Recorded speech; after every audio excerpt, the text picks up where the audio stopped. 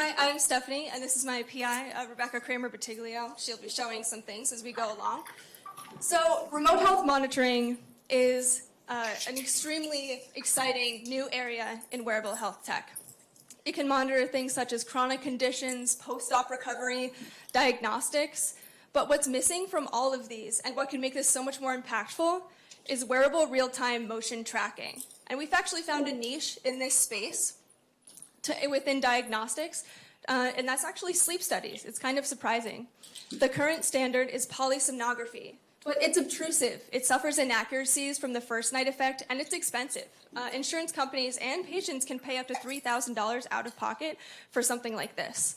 And $9 billion are spent annually on this kind of sleep-related diagnostics. And they diagnose some really essential disorders like limb movement disorder, restless leg syndrome, and REM sleep behavior disorder. REM sleep behavior disorder has actually been known to be a key predictor of Parkinson's disease. So we've talked to many researchers, and they've confirmed that early and widespread diagnosis of RBD can actually increase patient lifespan and quality of life overall. But we cannot do this without an unobtrusive method for sleep motion sensing. Like I said, the total addressable market for all of sleep studies is $9 billion, but by calculating from the bottom up, using CPT codes and other metrics, we think we can try and capture about $1 billion of this right now, not to mention the $12.1 billion in potential savings from early diagnosis of things like Parkinson's disease, where we can actually reduce the impact of this disease.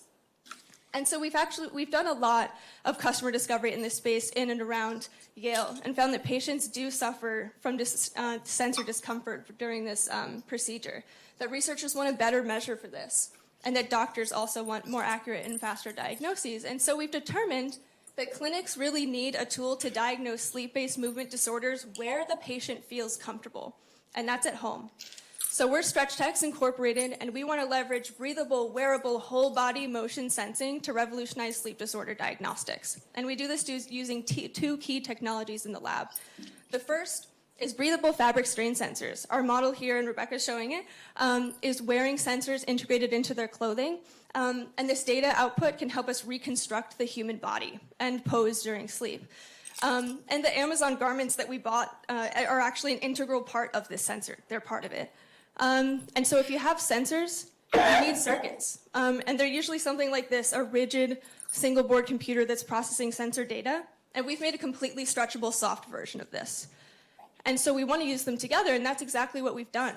In the area of highest strain on the human body, the elbow, we've integrated a sensor that's outputting data to this soft Arduino to give a clearly a live visual output. And so in the future, well, we have a suit in lab right now that we've been using, but this sleep garment would take stretch data, put it back into the computer, and use motion processing algorithms to detect these motions so doctors can give you a clinical diagnosis.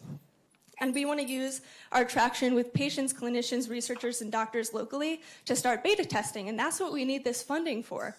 We want to use the first $20,000 to make 20 sleep suits. That's not saying that it's $1,000 a sleep suit. It's actually only about $100, but the rest are fixed costs. And then we want to use the next, and so we eventually want to send product samples to clinics. And next, we want to use the next $10,000 to actually take our suit to key opinion leaders in the field, get their feedback, and then develop the suit, all the while making other relationships to eventually generate revenue, making relationships with clinics. And so we also see several key other needs in society for this kind of wearable motion technology. Like, for example, athlete performance and analytics. It's a huge field, but we want to take that kind of tracking out of the lab and put it back onto the court for athletes. And then completely autonomous fitness tracking, another huge space, but there's no tool that you can buy that can tell you how many squats you've done, for example. Weightlifting is a huge missed opportunity, and we want to be able to give that feedback to users. And then, of course, back to remote health monitoring, rehabilitation, which is a huge space. But we want to be able to tell somebody if they've had a hip surgery, what do you need to do? Walk more, walk less? How are you moving? And so this technology is hugely and broadly applicable, and we really can't wait to bring it to market. So I'm Stephanie, inventor and CEO. NASA supports my work on stretchable single-board computers. In the audience is Anjali, my CTO. NSF supports her work on these sensors. Right here is our wonderful scientific advisor and PI, a huge part of our team. And we also want to thank our clinical collaborator, Dr. Brian Koo, here at Yale. So thank you all.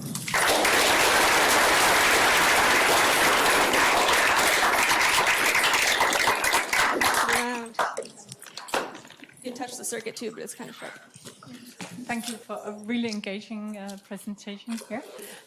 One question, and that's on the pattern side. So Yeah. what is it, have you been able Landscape? to protect, or what is your strategy around patenting? Yeah, I totally glossed over it on the videos. We have a suite of 3 patents right now, and we're working on a couple more application-specific ones. The first 2 protect the single-board computer's material and method of making. And the second one protects the breathable fabric strain sensors, which are actually the first of their kind. There are no other sensors that are completely breathable that you can integrate into these clothes. Thanks a lot. It was a great presentation. I'm curious. There's a lot of solutions aimed at sleep tracking. So can you kind of talk about the incremental benefit that this has vis-a-vis an Oura Ring or an Apple Watch, and sort of the results you have there? A lot of sleep-based movement disorders would actually be totally missed with that kind of ring. You actually need to be able to detect the movement. Like, for example, REM sleep behavior disorder is characterized by you physically acting out your dreams. So we need to be able to actively reconstruct pose to diagnose these diseases. Can you talk a little bit about sort of not just, first of all, really impressive in terms of the stretchable, the stretchable circuit, and one could imagine the applications of that are just incredible. Yeah. But maybe talk a little bit about the algorithm behind it. What is unique? Like, you're not just capturing the data. What have you learned about that data, the patterns, all of that stuff that allow you to identify something uniquely? Yeah.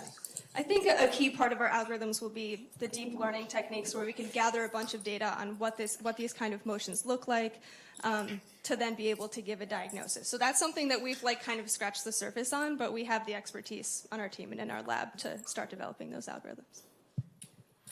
Should we be thinking about your go-to-market to go to the existing sleep clinics and essentially replacing? Is it as simple as that you attend to, or is this going to be, are you going to market with other clinicians? Are you going to market with directly to patients? How do you think about getting this out into the marketplace? Yeah, our idea is to sell to clinics. To the existing clinics, and they replace all the sensors they have now? Yeah, greatly augment it, yeah. Because we've observed sleep studies, and it took 2 hours to hook people up to all of these electrodes before they could eventually go to sleep while being watched by, people. So, how does this circuitry compare cost-wise to what the clinics are using today? sorry, what was the second word? How does it compare cost-wise to what the clinics are using today? All of this is relatively inexpensive. So the single-board computers, every material associated with it is relatively inexpensive, and that's before scaling. And so I would say it's on the order of producing, a normal rigid PCB. And the sensors are just a bunch of fabrics, so also inexpensive. They're all commercial. You could buy them.